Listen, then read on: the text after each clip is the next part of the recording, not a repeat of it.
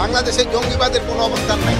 Malaysia ফেরত বাংলাদেশিরা কি জঙ্গি? স্বরাষ্ট্র উপদেষ্টার ব্যাখ্যা শুনুন।